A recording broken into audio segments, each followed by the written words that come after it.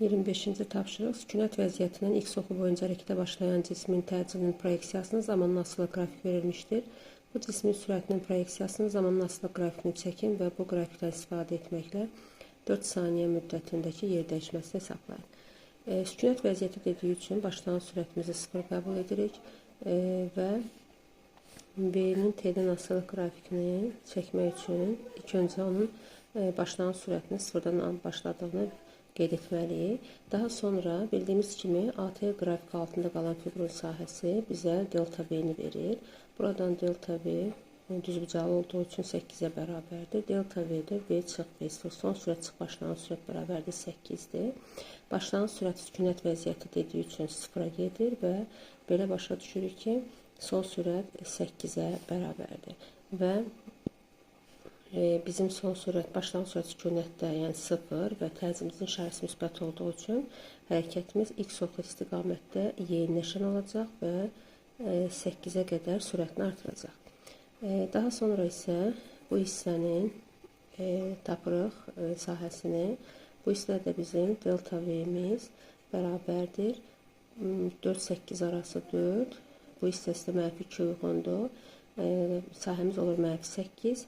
Delta V yenə də V çıx V0 bərabərdir -8-dir.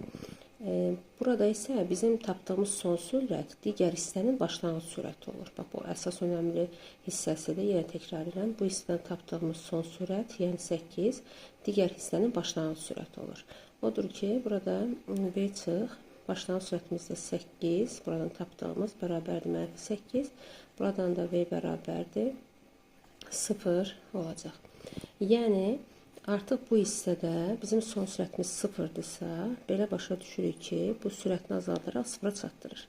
Baxın, belə bir fiqur aldıq və buradan zamanlar qeyd etsək, 4, bu hissədə 8 saniyə qeyd etməliyik.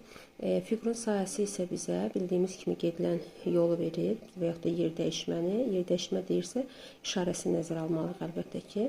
Üçbucağın sahəsini tapsaq, məsafəni tapmış oluruq. Bərabərdir.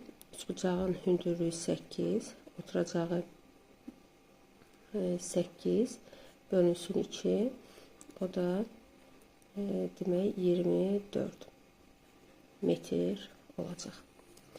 Növbəti tapşırığımız 26-da cisim 0T1 müddətində x oxu istiqamətdə bərabər sürətli, T1, T2 müddətində x oxu istiqamətdə bərabər yavaşlayan, T2, T3 müddətində x oxunun əksi istiqamətində modulca eyni təcillə bərabər yerləşən hərəkət etmişdir.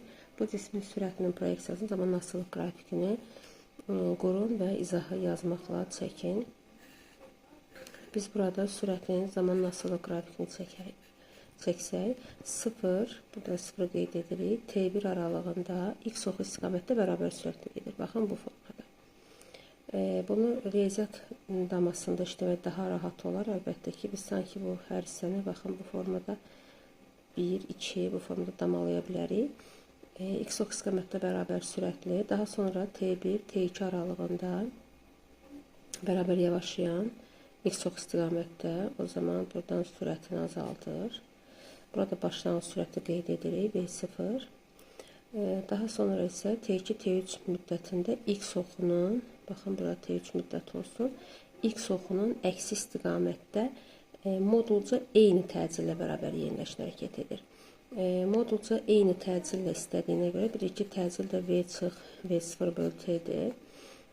Burada eyni təcillə olması üçün əlbəttə ki, bizim sürətlərimizin qiymətləri də eyni olmalıdır.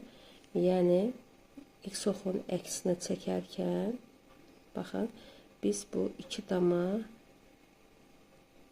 qorumalıyıq. Çünki burada da 2 dama azalır. Sürət eyni qədər dəyişməlidir. Baxın, təcillimizin eyni qalması üçün sürət dəyişimimiz də eyni olmalıdır və zamanlar da eyni olmalıdır. Burada zamanlar bərabər müddətlərdədir əlbəttə ki, 0 T1 aralığı, T1, T2, T3, T3 aralığı bərabər hissələrə bölünüb zamanlar və əgər bizim sürət dəyişimimiz də V0-dan 0 və 0-dan -V0-a qədər eyni olarsa, təcilimiz də əlbəttə ki, eyni olacaq.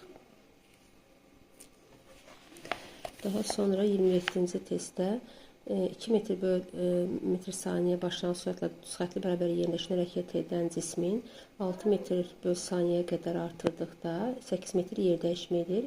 Bu cisim sürətini həmin başlanğıc sürətdən 10 metr böl saniyəyə qədər artırdıq zaman nə qədər yer dəyişmə icra edər? Baxın, başlanğıc sürətimiz var, son sürətimiz də var. Son sürətə fikir versək, başlanğıcdan çoxdur, yəni hərəkət yeniləşən olur. V çıx V0 böl T yazarıq. Daha sonra isə, yox, burada yer dəyişməni verib, bu düstur ehtiyac yoxdur. Baxın, V kvadrat çıx V0 kvadrat böl 2A-dan istifadə edərək biz təcrübəmizi tapa bilərik. Yer dəyişməmiz 8-dir. Sürətimiz 36 çıx 6-nın kvadratı 36 çıx 4 böl 2A. Buradan da 8 2 16A bərabərdir 32. Təcrübəmizi buradan 2 tapmış oluruq. Bilirsiniz ki, bərabər təcrübə hərəkətdə yol boyunca təcrübə dəyişmir və odur ki, eyni başlanğıc, baxın, sürətini həmin başlanğıc sürətdən deyirsə, yəni V0 yenə də 2 olaraq götürüləcək. Başlanğıcımız çünki budur. 10 metr saniyə qədər, metr böl saniyə qədər artırdıqda bu səfər yer dəyişmə istəyir. Təcrübəmiz 2 olaraq qalacaq. Yenə də sürətlər var, yer dəyişməni istəyir. Eyni düsturu tətbiq eləyəcək. Yenə də V kvadrat çıx V0 kvadrat böl 2A-dan istifadə edirik. Bərabərdir. Bu səfər V-miz 10-a qədər qalxıb 100 kvadratı. Həmin başlanğıc sürətliyinə görə 2-nin kvadratı 4. Bölünsün 2 vurulsun. Təcrübəmiz də 2 idi. Buradan da demək 96 böl 4. O da 2 dəfə 24 metr məsafə qət etmiş olacaq.